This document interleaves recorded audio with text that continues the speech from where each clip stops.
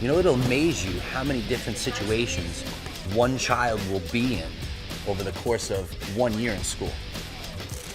And he needs to call upon that courage, and he needs to call upon that confidence on a daily basis. And if you don't have it, it's going to be very, very difficult to get to where you need to be in life. One of the most important things to remember about bullying is that there are different levels of bullying.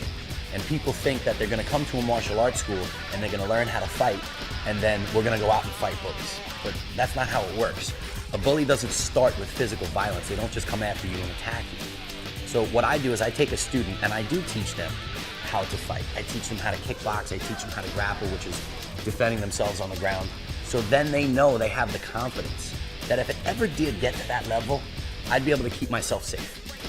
When a kid knows that they can keep themselves safe at the worst level, right at the beginning stage, the testing stage we call it, stage 1, when a kid comes up to you and they test you to see if you're scared, they're gonna find out very quickly that you're not scared.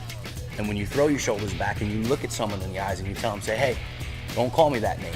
I don't like when people talk to me that way. And that other kid sees that level of confidence, they leave him alone. Rhythm, rhythm, rhythm. Do it again. Ready? Go. 2, 3, 2. Slide. Go.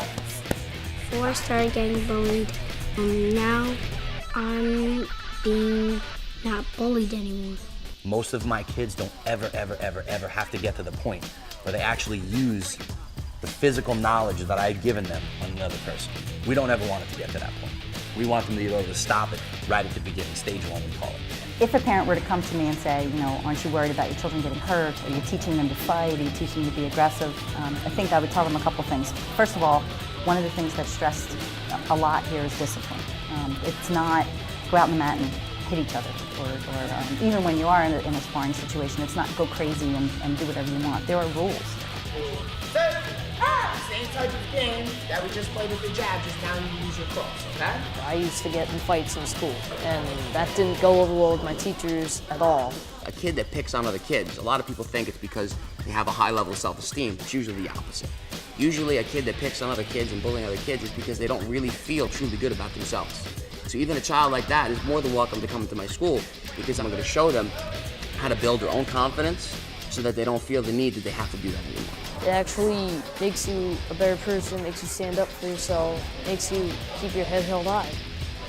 Through the course of the 60 minutes when your body is tired and you're thirsty and you're working, but you want to quit, but your instructor doesn't let you quit, and he starts to teach you about self-discipline and non-quitting spirit, that translates into the other areas of your life. And you actually get that warrior mentality, so when you're posed with a difficult decision, you make the hard right, and you're not scared of the hard work that takes to go that way.